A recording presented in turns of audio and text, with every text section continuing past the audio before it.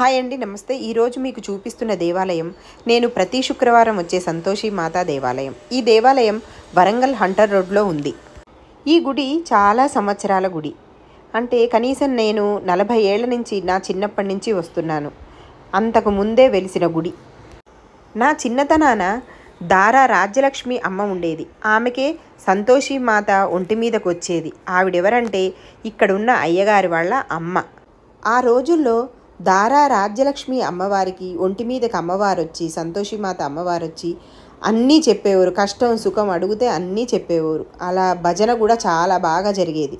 ఇప్పుడు కూడా ప్రతి శుక్రవారం చాలా బాగా జరుగుద్ది భజన. నేను భజన టైంకే వస్తూ ఉంటాను.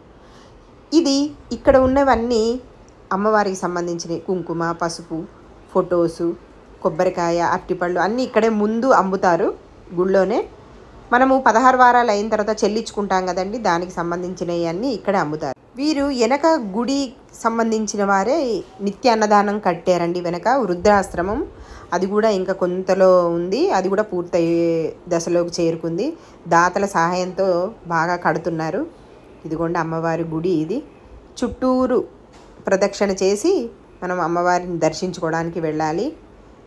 దేవుడి దగ్గరికి వస్తే తప్పకుండా ప్రదక్షిణ చేయాలి కదండి. ఈ చుట్టూరు అమ్మవారి ప్రదక్షిణ. ఇక్కడే పురాతన కాలమైన ఫొటోస్ కూడా ఉంటాయండి, 40-50 ఏళ్ల క్రితం. ఇదేమో అమ్మవారి, ఇది చాలా ఏళ్ళదండి, నా చిన్నప్పటి నుంచి చూస్తున్నా నేను. హారతి ఇచ్చేటప్పుడు ఈ డమరుకం మోయిస్తారండి, చాలా బాగుంటుంది.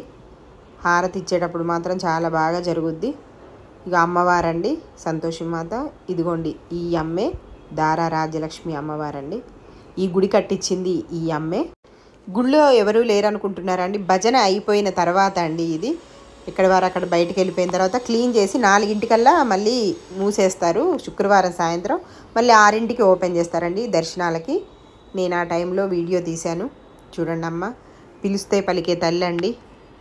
నమ్మకంగా కోరుకుంటే ఏ కోరికైనా నెరవేరుస్తుందా తల్లి, సంతోషి మాత తల్లి. చూడండి అమ్మవారు ఎంత చక్కగా ఉన్నారో.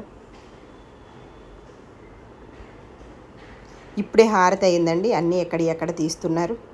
మేము ప్రతి వారం వచ్చేవాళ్ళం అందరము. ఒక 4-5 అయ్యగారు చీర, జాకెటు, పసుపు, కుంకుమ, గాజులు ఇచ్చారండి. మీ అందరికీ కూడా ఆ అమ్మవారి కృప ఉండాలని నేను కోరుకుంటున్నా అండి. నమస్తే.